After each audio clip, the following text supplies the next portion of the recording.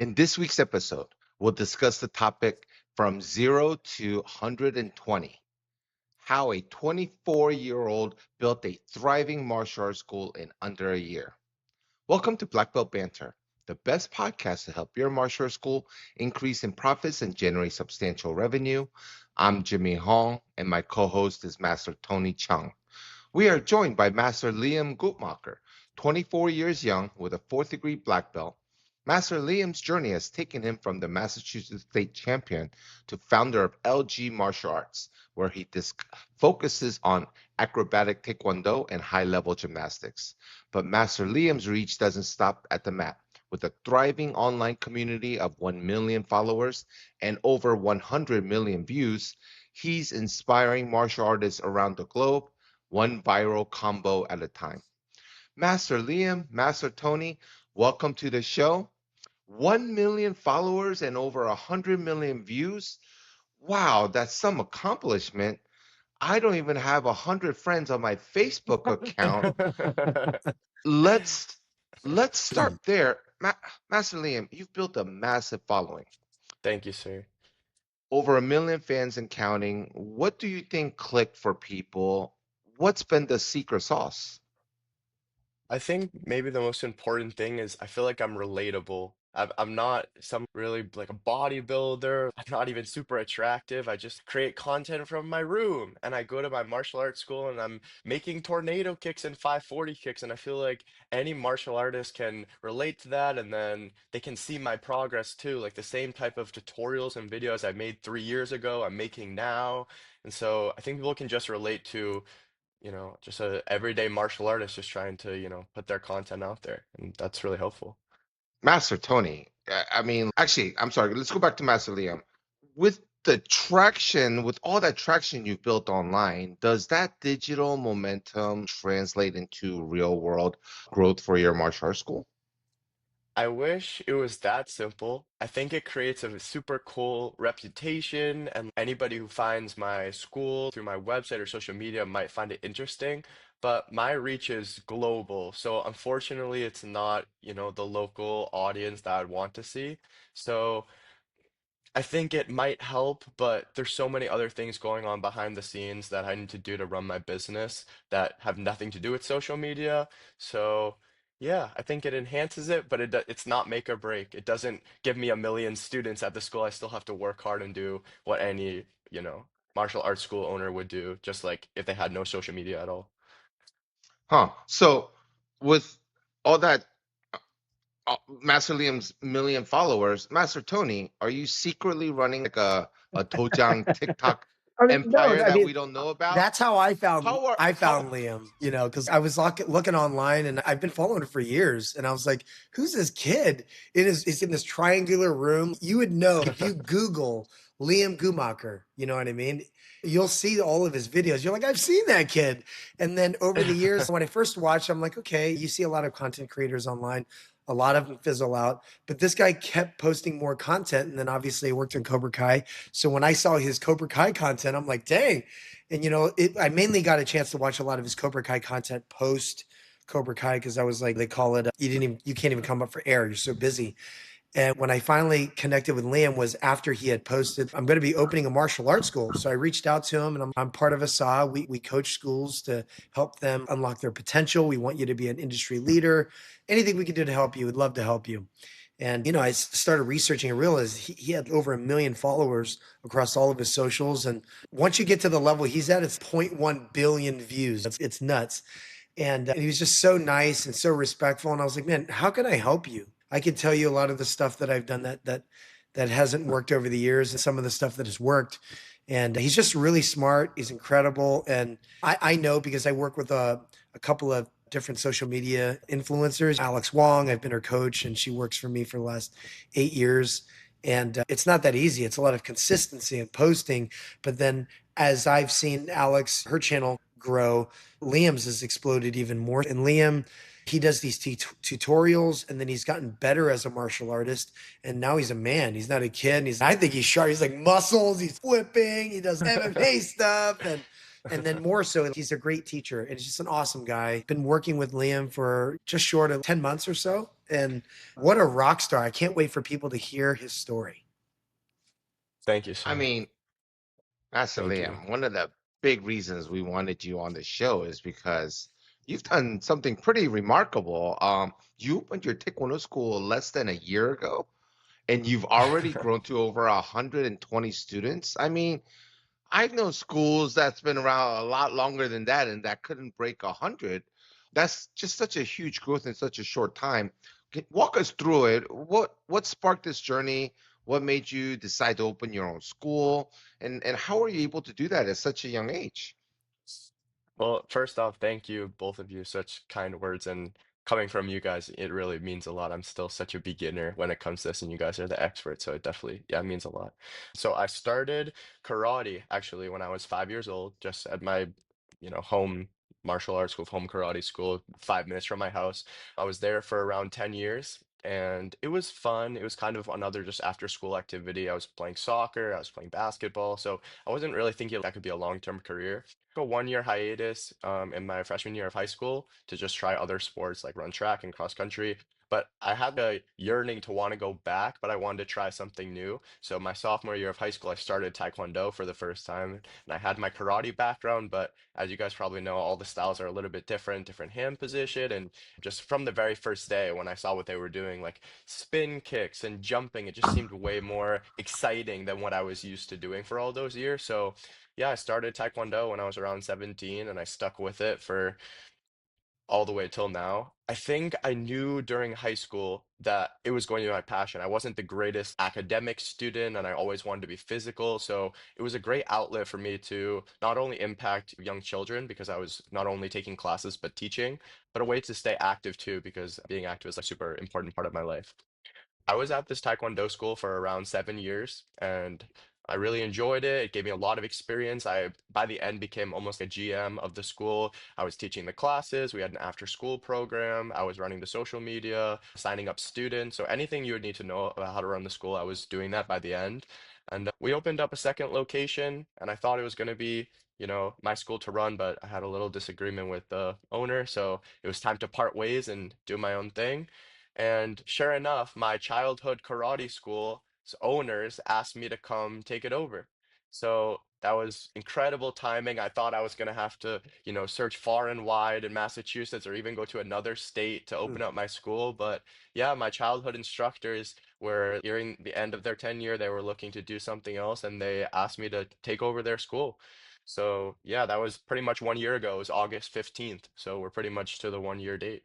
And then how many students did they have there? I think it was 40 or Yeah, so they claim to have around 80 students, but when I first came to visit, only around 50 of them showed up. But during that initial period, none of them knew me, and then all of them thought I was just super young, and they didn't really know if they could trust me or not, yeah. because you go from having almost like an additional set of parents. The masters are in their 50s, and they've been teaching those students for years, and so just for a random kid to walk in and say, "Yeah, I'm gonna take over your school and be your instructor," I can definitely tell that's a little bit overwhelming and a little bit strange. So in those first 2 weeks, it was like super fast transition.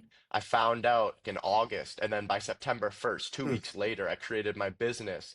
I set up my accounting. Anything I would need to do to run my business legally, I created in 2 weeks. And Oh. then I met all those students in that time and was able to convince them that yeah, you should sign up. So I was able to retain all the 50 students who had been doing karate, who had never done taekwondo before, just based on the conversations I had with the students and the parents. Of course, I showed off some of my skills, and I think everybody got hooked after those first two And now weeks. you didn't purchase and take over the contracts. They were all released from their commitments and agreements, and then they had to sign new agreements with you. So they were free to go. So you, even though you had not a direct relationship, you had an opportunity. You technically started with zero students, is what I would assume, right? Because I've done this before, Yes, sir. and Yes, sir. I Exactly. Yeah. mean, that that's a high closing ratio. That's great. Master Liam, I've known stories where it that was not the success rate that you had. When they took over a school, nobody wanted to continue with the new master. I mean, that's literally starting, sometimes it works against you Correct. because they already have a biased opinion of the previous master. They have a relationship with the previous master. They don't want a new master coming in, taking over their kid's relationship, and that work that sometimes works against you, you can't automatically assume that they're all going to join you because you're the new master and owner. They walk out the door because they're not happy of how, what happened. So that's a big testament to you. You can't assume that 50, 40, whatever the students that you had taken over was automatically joined, because I've seen it work the other way. It was a very low closing rate, not a lot. Majority didn't join, and it was a terrible situation for the new I just owner. thought about this. As Yes. corny as Yeah. it sounds like Daniel LaRusso taking over Miyagi-Do from his teacher, and then also That's Lawrence taking over Cobra Kai. So it's like what you did on social media for it happened for real for you. It's pretty crazy, yes, except you're sir. like the opposite. You're super nice, you're super respectful. It's crazy that you say that you weren't the most studious kid at school because you're so smart and you're so bright. I assumed you were just a 4.7 GPA because I'm telling No, no. you, working with Liam has been the pleasure because every time I say something, he'll ask questions and he doesn't automatically say yes or yes or yes or it's almost we talk about it. It's a deliberation. And once I don't think I want to do that, sir. How about this? Or sometimes, sir, I think that's a great idea. How do I go about doing that? How would you do this?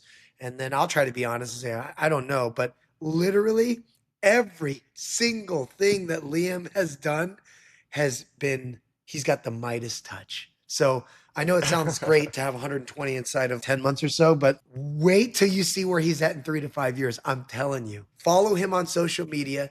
Trust me, he doesn't need your followers, but his students that are white and yellow belts, they're doing aerials. And you can sit there and have had a chance to work in film. So when I'm telling you that these are not trained professionals, these are kids, right? Where we might have a demo and you have your black belts, or you might import some instructors from overseas and they're doing flip kicks. That's impressive. It's great.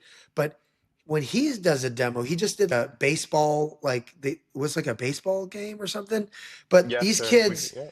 they're doing complicated choreography, and Liam is playing the role of six different people, holding, conducting, cheering people on. These kids are holding backflip jackknife kicks, and it was incredible. I'm impressed when when you go see a demo and then you go to the school, you go to some halftime show, you see some Cookie One demo, and then you go to the school and they're like, one, sir, two, sir, three, sir.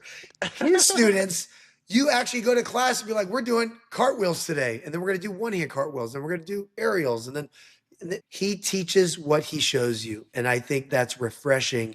And it's actually made me rethink a lot of my curriculum. I stopped having demo teams before. My demo team is what we train in class. I believe that. I believe a curriculum should be demonstratable, testable, and modular. And I want to tell you that as much as I've tried to innovate, what Liam's doing is the future. So I'd like you to speak to that a little bit, Liam, because you're the boss. You're the master of the school. You're a Kwanjang. You're in charge of your Kwan, your academy. And what is your curriculum vision? Yes, sir. So actually, it kind of sprouted from all of my past experiences because as much as I enjoyed learning how to do weapons and self-defense and, the basic hand techniques, I think those are all definitely important. But just like you were talking about, in my social media, I'm posting my flips, my spin kicks, my acrobatics, and to me, that's fun and exciting. And so I don't want my kids to spend their 40-minute classes just learning how to grab each other's shoulder and like, no, you have to do it this way, no switch hands. I don't think that it's one super realistic, only because I've been doing martial arts my whole life. I've never been in a fight, but I've been able to create, amazing content and inspire students to do amazing tricks, like how to become a ninja. That's almost like my That's slogan. Like, right. I'm gonna teach you how to do super athletic skills, super amazing skills that I learned how to do myself from YouTube. I watched other people do those tricks. As much as I want to say I'm so amazing, I only started gymnastics 3 years ago. If you watch my videos Hmm. from the very beginning when I did my first tornado kick tutorial, it's really bad.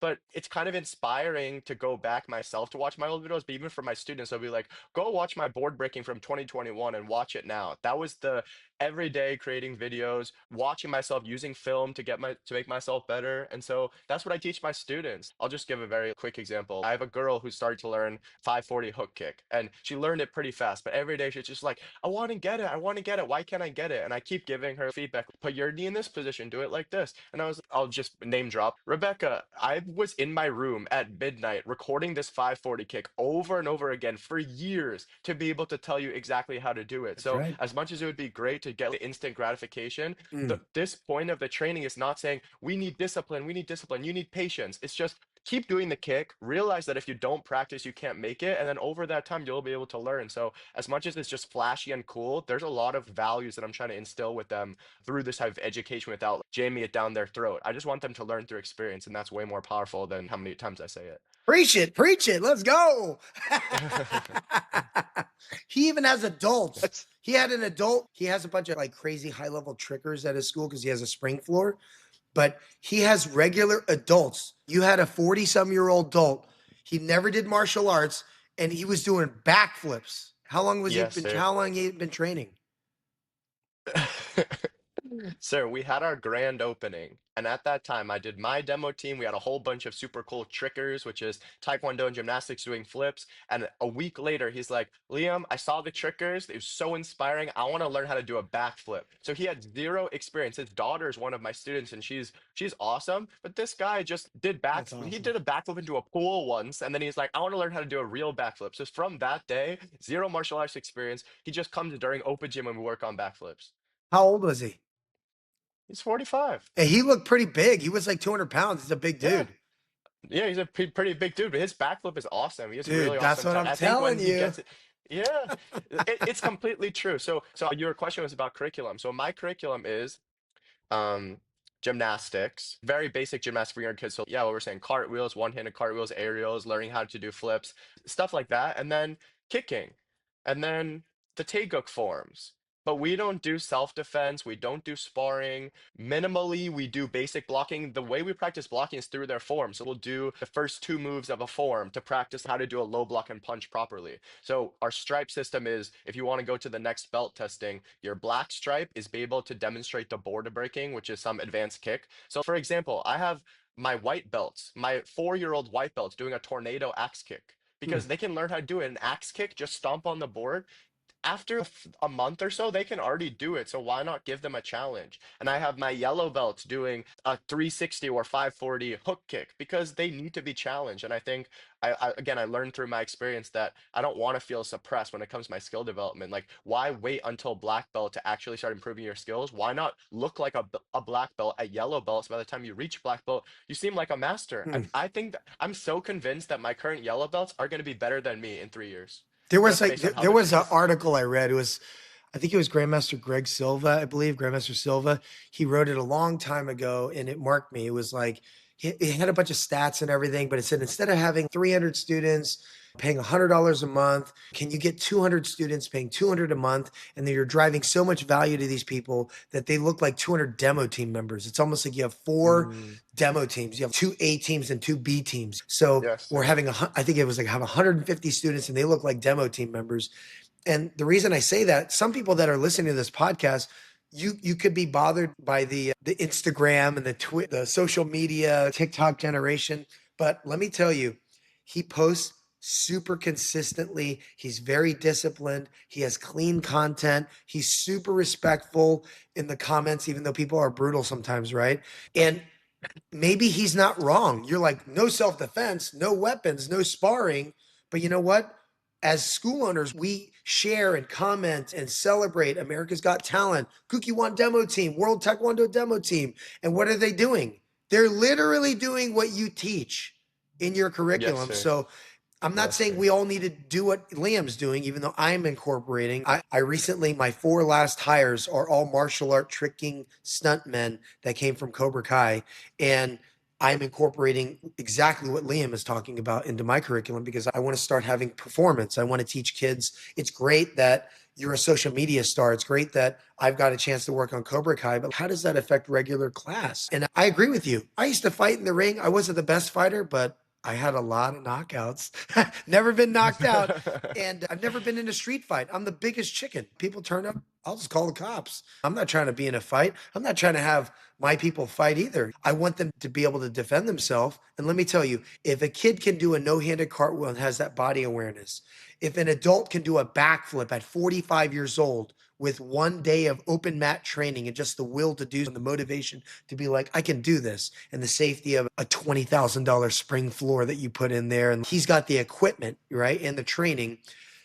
If you want to unlock people's potential, the distance, the timing, the accuracy, the power, the coordination, the motivation, it's very similar. If you look at high level performers that fight fake on camera, or trickers that flip in the air and do triple corks and hit a Nadaban and bust some their thin boards, but they can snap an impact. It's very similar to the common denominator of people we have at ASA this year. We always have Eddie Cha comes. He's a famous UFC striking coach, was a Taekwondo school owner himself. And it's all very common denominators. And I believe we should have this not the scarcity mindset of just dividing and saying, oh, he's doing it wrong, or I don't agree with this, or I can't do backflips, I can't do that. I think we should lend from what we've done in the past and what we can do in the future. And I think that's the future. This is the golden age of martial arts. You know what I mean? And how crazy is it that you are able to get the torch from your teacher and take a school that was dwindling down to 50 and release them on their contracts and basically say, I know I'm new. I know I'm the Daniel San, Johnny Lawrence character, but if you're willing to go on this adventure with me, let's have some fun. Let's unlock your potential. Let's train together. And within 10 months, boom, you know what I mean? And I know I've never met your former teacher. I know he's super proud of you because there's nothing more. After success is succession, legacy, right?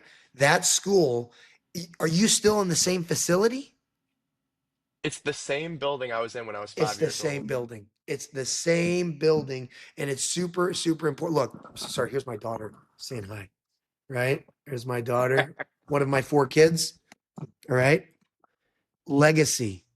When you can create legacy, game changer. That's what I want. I want my kids. I'm the 5th generation in my family to do martial arts. My kids are the sixth Wow. generation. So for it to keep going, it doesn't have to be dad's way. You know what I mean? Grandmaster Honk, famous grandmaster. I got to see him in LA recently. And Master Jimmy, it's been it's in our blood, right? And I actually want my kids to be inspired by people like you. You've got to actually meet all 4 of my kids, and I'm Yes, sir. grateful. And I want people listening to this podcast to remember that you could do it on your own terms, right? And generational businesses, as Master Hong knows, they're tough. Our dads and moms, they want it done a certain way, and it's tough. And then with Liam, your master was able to pass that over, and now you're able to take it on to a whole nother level. And the kids that you're teaching, like Rebecca, I don't know who she is, she might be the future. The greatest black belt has yet to be a black belt at your school, and it could be the next Bruce Lee or Eddie Cha. Yes, sir. I Amazing. got I have Amazing. so many I have so many questions right now. It's my mind is blown. Okay, first of all, what is tricking? You guys been talking about tricking the last 30 minutes. I don't even know what that means. What is tricking? I don't what are you tricking? Can you explain that, Master Liam? So I'm not even an expert really when it comes to tricking. I actually met a group of people through social media, thankfully. So I'll give a shout out to Sam Lincoln. He created a kind of a crew called BBB, which is kind of like Boston Tricking. And tricking is a combination of gymnastics, taekwondo, breakdancing. It's all different types of arts together that you can mix in kind of combinations. If you can think of a sparring combo, a roundhouse tornado hook kick, it's kind of like that, but you're incorporating flips into it. And there's just so many different ways you can move your body. There's so much variance. It's very creative and just it's just so powerful and inspiring to see people flipping that, and it's super cool. Obviously dangerous, but super cool. So through my social media, I was just posting, my normal kicking videos, and he was like, "Hey, you're from Massachusetts. Why don't you come and train with us?" So I started going to open gyms with a bunch of other, 20, 30-year-olds and practicing these moves, and that's actually what took my skills to the next level because, the Taekwondo kicks are totally incorporated into this tricking style about how to jump properly, how to have good air awareness and spin, and just understanding how to control my body in different ways and changing the axes. Instead of being always upright, you can change little by little, lean back. All those things really helped me to be a way better kicker. And then also just develop more patience and discipline to be Mm. able to realize I don't have these skills right now, but if I want to make them better, I'm going to actually need to put in the work. And also starting that as a 21-year-old compared to when I was 5, that's totally different. The karate skills and taekwondo skills I learned was maximum tornado kick or a volley kick, but I had never done any flips. I never did multiple kicks in the air or putting it all into a sequence. So being able to create that community and work with people my own age was so inspiring. And so I was able to bring that to my own school. And so Master Tony was talking about my spring floor. When I took over the building, it was kind of in bad shape. The paint was blue, the lights were bad, the floor was just like a 20-year-old like judo mat. So it wasn't really the greatest space. So every month as I was making money, I was putting it back into the school. And me and Master Tony talked this a lot. He's like, a spring floor is a really big investment, but as long as you budget properly, you can do it. That's right. So after the fifth month of saving, I was able to, afford the $20,000 spring floor. But to do that was able to not only help my students to improve, not only make myself improve, but I've created open gym on Mondays and Fridays from 8 p.m. onward. So last night I was here from 8 p.m. until 1 a.m. doing open gym, and it was a crazy session. And we have people who are all different backgrounds doing amazing tricks. We were playing around with the lights, so it looks like we're having like a rave. It was super cool, and it creates awesome content. And also, it's free because I realize that people my age aren't really doing that well financially. They're just kind of struggling from mediocre jobs. They're not really in their full career yet. So I make my open gyms free, and they're not even my students. I'm just like, come in and train because we all have the same goal. We all want to improve and have a really strong community. So open gym has just been amazing, and that's kind of where tricking comes from. Now, as a quick aside, because I do know some things about Liam because I talked to him and coach him. Um, he had said a lot of trickers he helps a lot of trickers out because they're young people and it's movement based, and they really appreciate the support that he gives them. And one of the ways that they help him is they give him a Google review. Could you share, Mm. where inside of a year, 10 months, how many Google reviews have you earned with your brand new business? We're at 167 5-star reviews on Google. Now, I think you've actually had 70 or 90 more, but they were all real Google reviews. But Google at one point was like, hey, there's no way these are all new. There's no way these are real. And they throttled you and took some off. It was crazy. Yeah, But yeah, yeah. he legitimately had over 200 Google reviews. And yeah, Do you know how hard it is to get a dude. Google review from a parent to your Taekwondo school, martial arts school? Your parent could be supportive and been with you for years, and then you ask him to, hey, can you write a Google review or a Yelp review? And it would take months, if it Yeah, happens at all, for them to do it. They just yeah, don't think of it's not like they don't want to do it, they just don't think about it. Yeah. And then as soon as they walk out that your Taekwondo class, they forget about it. yes, You sir. have to chase them down and remind them so many times to make one review. So you could work on that for months and years, and you Yeah. could only get 10 to 15 reviews from your Yeah. parents of hundreds and hundreds. And you're able to get how many, Master Liam? We have 167 5-star on Google. You know what kind of a difference that makes when people are Yeah. searching martial arts schools on Google and they see that type versus other schools that have 3 to 5 reviews? That's Yes, amazing. sir. And, That's and our have review, you there are reviews with, it's not just a 5-star review, like he's good. There's paragraphs and pictures, and people, they genuinely they love it at LG. You know what I mean? It's crazy. It's amazing. And I'm not trying to say anything because I don't know anything from Adam, but part of my job as a grandmaster that has masters and black belts and instructors, could you imagine losing the opportunity to have someone like Liam? I, he is such a great asset. And sometimes when things don't work out, it actually becomes the best thing ever. You know what I mean? Sometimes when you don't get what you want in the moment, it is hard. And not to disrespect anyone, if you're going through anything tough now, I've gone through some tough times, many times. The more successful you are, sometimes it's the trowel that defines the peak. So it's not that you're just on top of a mountain, it's because you fell down that cliff and you crawled out of that valley. And if you're going through something tough, just understand this: life has something big for you. And that's up to what you do with your situation. It's up to how you crawl out of it. And when I tell you, Liam has done everything, he has literally done everything. And he has done it. He's self-made. Like there's this, I have this corny statue in my house, and it's of a guy chipping himself out of stone. And some of you know my story. I was supposed to take over my dad's. Like my dad has this $5 million tojang on 5 acres, 5 minutes from the beach. It's 10,000 square feet. It has a 20,000 foot plaza in front of it. It's like I was supposed to take one day. This will all be yours. And right after I got married, my dad was supposed to give me the key, and then I had to go make my own. And when I finally, my dad came on Cobra Kai, and he saw the success that I had, and he was like, "Aren't you glad I made you do it yourself?" And I was like, "Yes, Dad." And some lessons are 40 years, 30 years, 20 years in the making.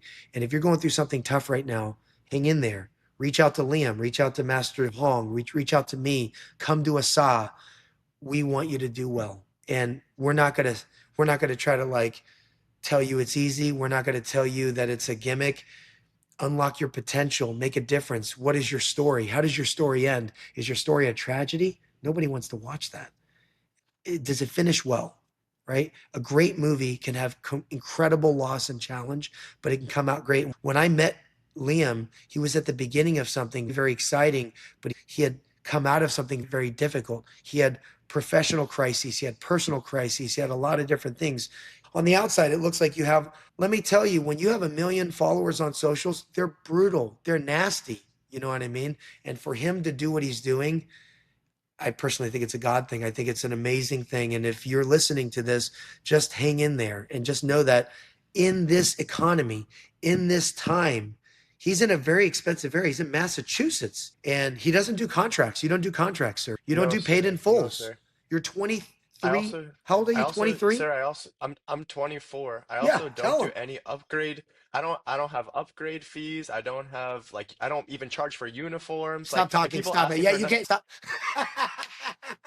Do whatever sir, you want, man. Yes. I, I have, when somebody comes in for the first time, they take a free class and Yes, then they sir. see if they like it. And then I'll say, all right, here's our membership option. It's cancel anytime. And then my payment is automatic. So whenever that day of the month happens, that's it. And we have belt testing fees. It's not super expensive. And that's about it. I don't really charge for anything else. It's That's great. just class membership.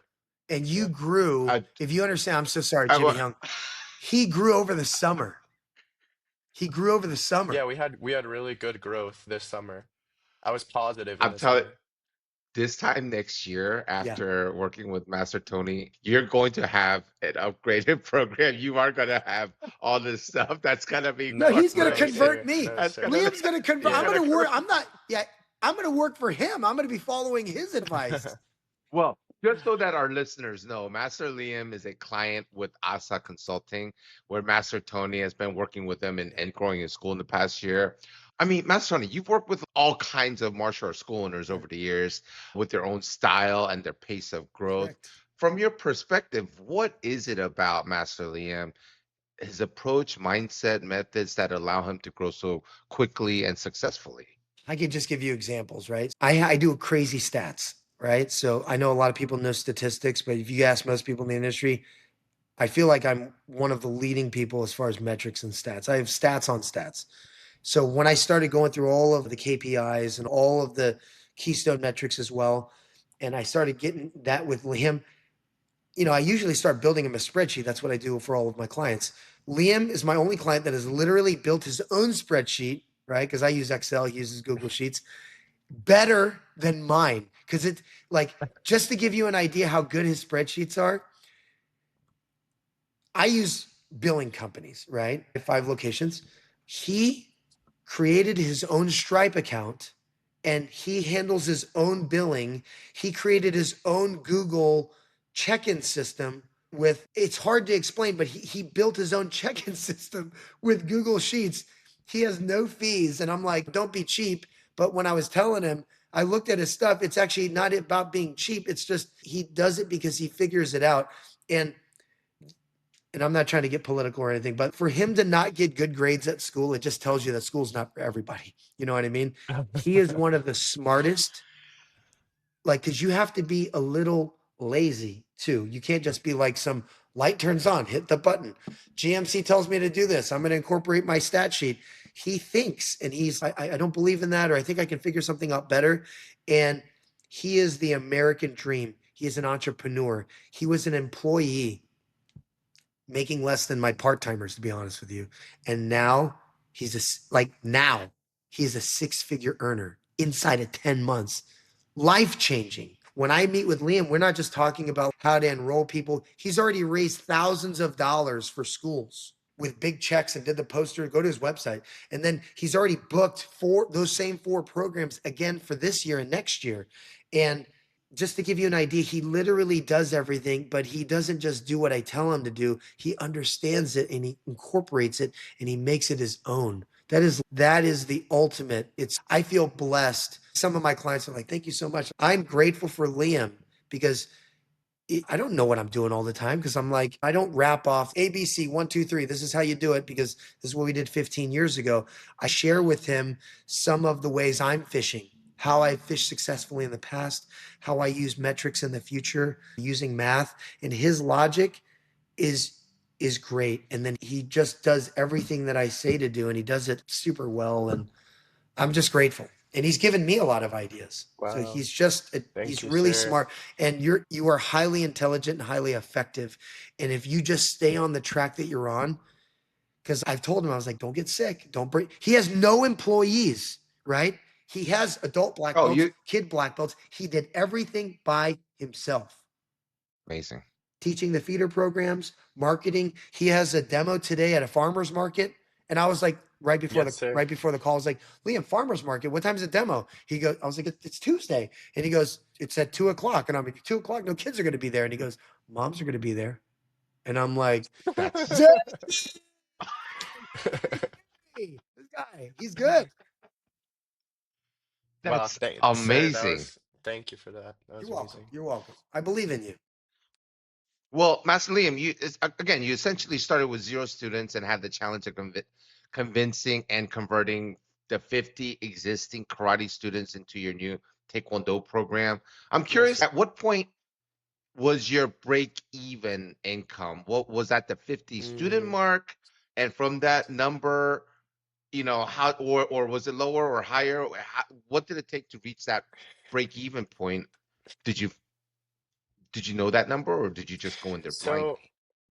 this is another important piece to this, which is when I took over the school, I still had to kind of make a deal with the old owners, and that was a really important piece because I had saved since I was 13 years old. I have saved everything I've ever made from all of my jobs. Now, it wasn't that much, as Master Tony said. I kind of was making less than minimum wage to run very profitable martial arts school. But anyway, everything that I saved, I thought that was going to be my down payment on a house, and so I had saved a lot to thinking that that was going to be my future. And when I came to take over the school, they asked for a lot of money. And so I had to put a pretty big down payment down to the owners.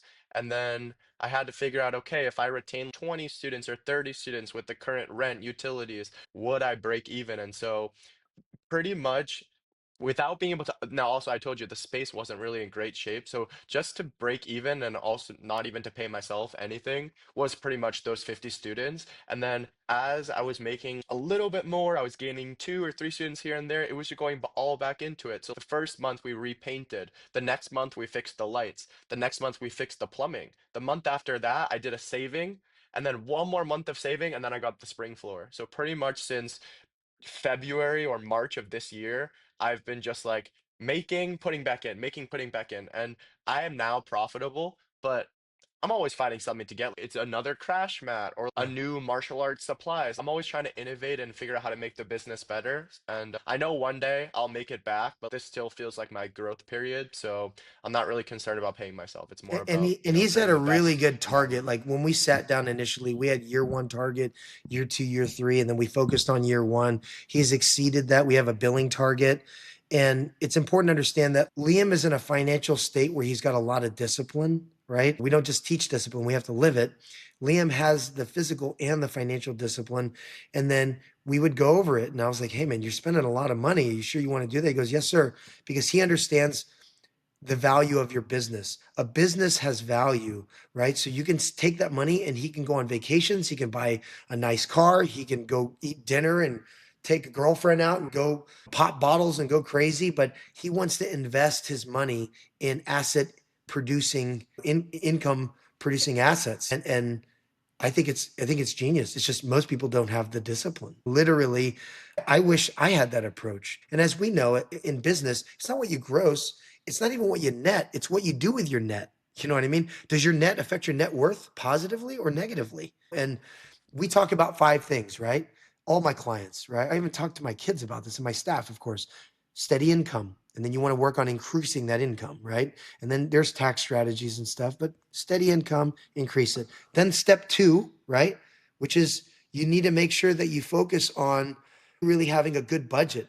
Like a 50-30-20 rule is great personally. And then there's some kind of different strategies for your business. And then the third thing is an emergency fund, not only a personal emergency fund, a business emergency fund, which is help you get through things like COVID, right? And then obviously you can't do emergency funds unless you're debt free, right? Liam's debt free. I like to be debt free. It's important. Then the fourth thing is tracking your net worth. How do these three things affect your net worth, positively or negatively? Do you want to get that Lambo? Do you want to get that hybrid, this, that, or do you want to buy a Tesla? Whatever you want to buy, is it really worth it? Do you need it? Is it asset? Is it income? Does it help you? And then we start talking about retirement targets. Do you want to retire when you're 65, 60, 55? Or do you want to do martial arts for the rest of your life like me and have a work less hard retirement lifestyle, which is where it's at? And everybody has different goals. But let me be very clear. Liam, he nobody knows everything perfectly to a science, but he has a very clear vision day to day. He knows what he has to do today. He doesn't live in the sauce. He knows he's got to do a badass demo in an hour and a half because he might get one, two, 10 more students that will lead to more. And then that's how it, not losing students, getting students, growing them. But we're trying to get Liam to come to us. So I'd love to hear him talk to people because that's the greatest thing that we do is we share because that's why I like this podcast. I was actually pretty skeptical about the podcast. I'll be honest with you. What I like about the podcast, it's a conversation and you get to hear it. And Master Hong had the vision for this. And we've had so many people from all over the world, new school owners, people that are thought about closing their school, people that have decided to open a school like Liam. And they've been inspired by the conversations that we've had. And we're grateful for it. And I hope Liam changes your mind. Keep your school open or go open that school. Yes, sir. I, Liam, I had this image of you in my head. As soon as you had the school, I from this conversation, I just every day you're just hustling. There's no way you would be able to do this if you're holding down a day job. You know, from the morning that you open the school to the start of the class through your classes, you're hustling. You're not just sitting in the office, you're doing something to improve your school, whether it's painting the walls, whether it's fixing replacing the lights, whether it's doing demo. And that's how you succeed in the business, not just from 4 o'clock to 8 o'clock teaching kids. That's the fun part, is teaching Mhm. kids. Yes, It's the sir. business part that you have to put in the effort to increase your student count, to increase your business. And that's the image that's running in my head. And that's how I know you'll be successful moving forward. Well, sir, I can actually talk about some of the different things aside from teaching the classes, because you're right, teaching Taekwondo, that's the fun part. That's the thing I look forward to every day when I wake up. It's not like, oh, I have to teach today. When people ask me, oh, you have no other instructions, and I'm like, no, I want to teach the class. I want to I want to show them the skills and teach them how to do the skills. I get such satisfaction when a kid learns how to do a new move that like they couldn't do before. They saw me do it. They're like, I saw your video. Tell me how to do that move. Like, how do you do the dragon kick from the new Karate Kid? And I'm like, okay, let's do it. It's fun, you know. But some of the other things that I do. Could I hire somebody to clean? Sure, but I like cleaning myself. I think a clean environment, it smells nice when people walk in. There's no dirt or bugs around. So yeah, I clean the school. All my emails, I use constant contact. So I'll draft an email and I'll send it to all of my students or my demo team or my leadership. So I do that. I keep track of all my bookkeeping. I don't really have to talk to my accountant besides once a year when she asks for all of my books. But every time I buy something for the business, I track it. I write how much it was, which category it was. It's social good. media. Every time we do an event, I will take a boatload of photos and videos, put it on our Google page, our Yelp page, Instagram, Facebook. I'll post the demo to my YouTube channel. I think it's really good to keep up a really solid image. My mom always says it. She's like, Liam, you've only been open for a year, but it looks like you've been open for 10 years. You have so much content. There's so much going on at your school. And I'm like, well, I think that's really important. And I think one of the first questions you asked is how does social media impact your school? Like, does it help you get more students? I think it really helps create more of a sense of community. I've made so many class videos of some of my black belts doing. I don't know, you guys must know K-pop Demon Hunters. We made a K-pop Demon Yes. Hunters Taekwondo edition. Oh, That that's one was fun. awesome. We did a Taekwondo Hunger Games. Now I started a series of choose your LG martial arts students, and now it's black belt versus black belt, showing them it's my same style of videos that I do, but now my students are doing it, and they're like, Liam, when are you gonna post my video? So I feel like it creates a stronger sense of community. And then also for a random 7 or 8 year old who's never made a video before, they see their video got 100,000 views and they're just like, oh my God, I'm famous. Mm. So I don't know. I think it's very inspiring. And I feel like I'm using my platform in the right way instead of just showing off my body or, being a toxic influencer. I feel like I'm creating positive change. If you're listening to this, I know there's just some school owners or listeners who are like, okay, okay, kid, give it a couple of years. Yeah, all that good energy. You're gonna get burnout. Instructor burnout's real, and this and that may make sense. But for example, for me personally, having daughters changed my life. You know what I mean? Because I always wanted my boys to be like me. But once I had daughters, I'm like, ooh, I don't want my daughters to marry a guy like me. I want them to be disciplined, and I want them to be consistent and stop jumping from one thing to the other. Work hard, be good, stop trying to hack the system. You can't, AI is a tool that can embellish. It's not something that can do your work for you. So, yes, Liam works hard. He is a good person. And therethe's restaurants all around our schools. Most are empty, especially on a Tuesday afternoon.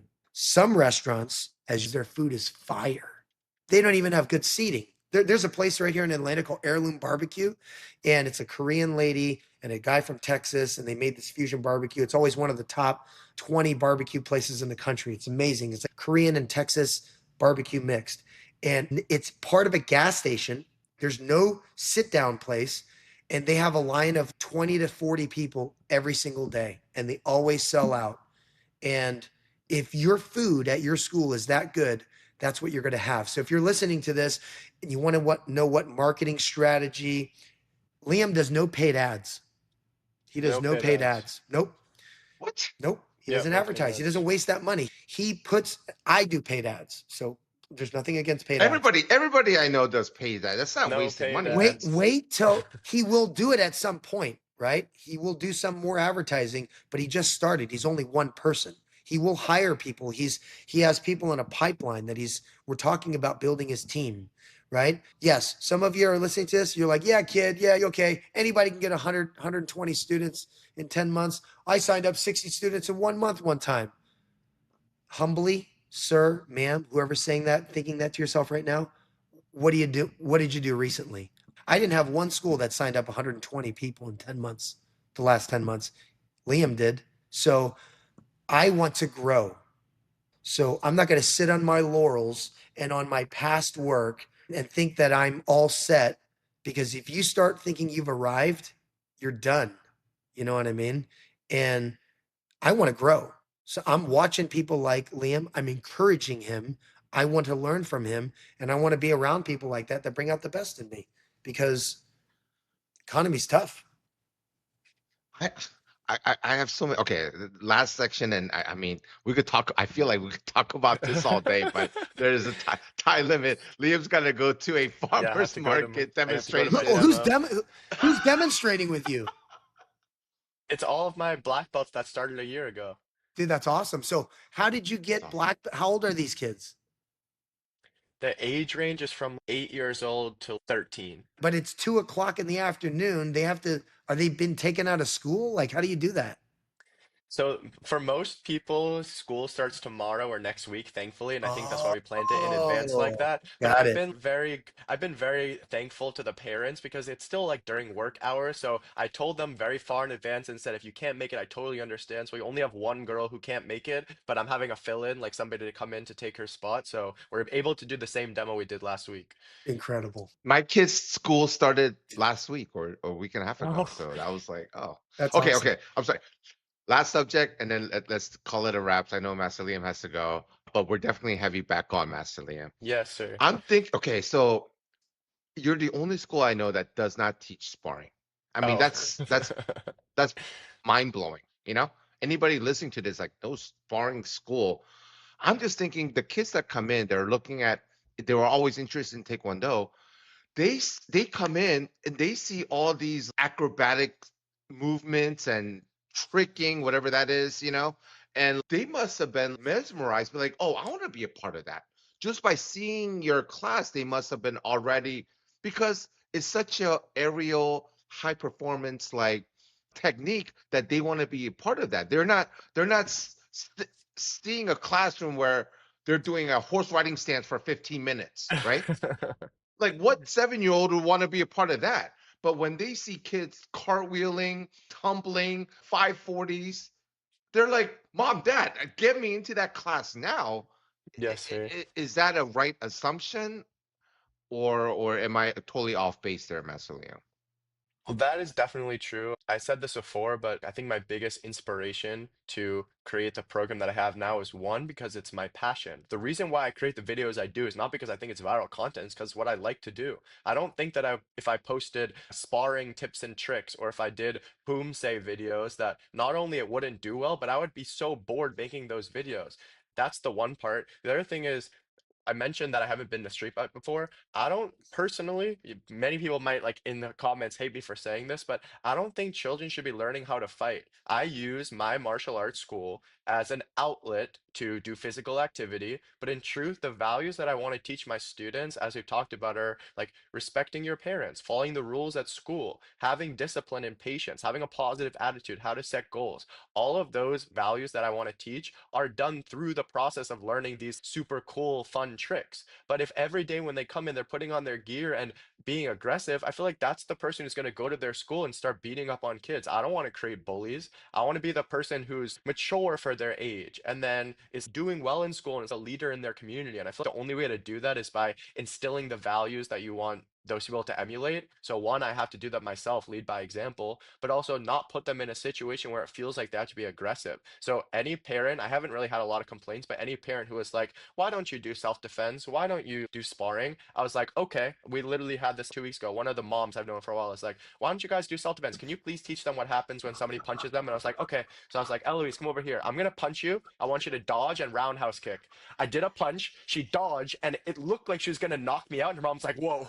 And I'm like, so, ma'am, respectfully, I've taught your daughter and your son how to protect themselves. So if anything did happen, they're gonna see that, respond to it, and they can kick very powerfully. I don't not teach power. Just because we don't spar and we don't do self-defense doesn't mean my kids are not strong. They are very strong. One of the most fun things we do during class is we play a kicking game. Who can kick the target the loudest? So we will have lines by lines. All right, guys, we're gonna do tornado kicks. It'll be one-on-one. All right, 1 point, this team, go back. Next team up. Go. We'll even play another game. Maybe you guys can take, maybe somebody in the comments, you guys can take inspiration. We play a game called Jail. This is how it works. You have everybody make a straight line. You choose a kick like front kick. If they make, the clapping sound, if it's a satisfying kick, if they make that sound, they're still in the game. If they make a weak Mm. sound, they miss the target, they go to jail, they go out. And so if you survive all the rounds, you make it. It's such a fun game. So I try to make my classes fun. We could just practice kicking with each other 10 times, go, 10 times, go. But I like to make it interesting and more competitive. But at the same time, they're learning how to make their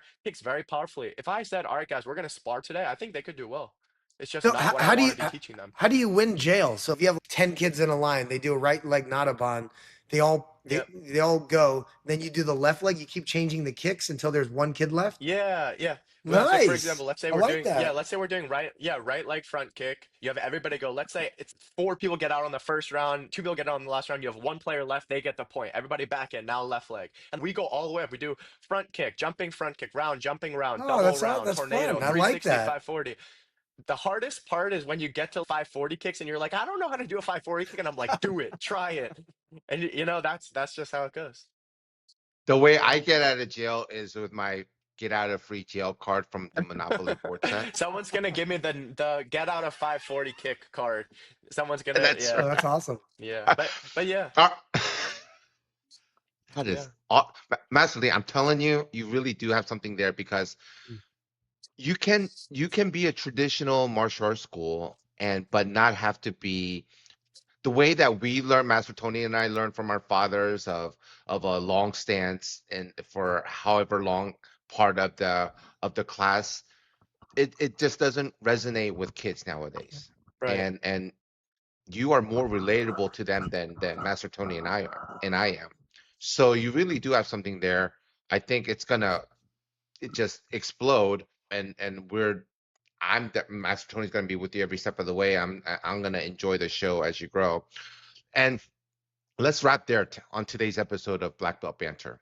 A huge thank you to Master Liam for sharing his incredible journey, Amazing. opening a taekwondo school less than a year ago and already building a thriving, tight knit community. Mm. You know, your story is proof that passion, discipline, and vision can create something truly special in just a short amount of time. We know that a lot of our listeners are young martial artists, and we hope that hearing Master Liam's path inspires you to dream big, work hard, work really hard like Master Liam, and believe in what's possible for your own journey. Of course, big thanks to Master Tony Chung for co hosting with me, adding his wisdom and keeping the banter sharp. Our mission here is very simple to keep help as many school owners and martial art professionals as possible. Every time you subscribe, leave a review, or share this episode, you'll help us reach more people who could benefit from these conversations. Until next time, this is Black Belt Banter signing off.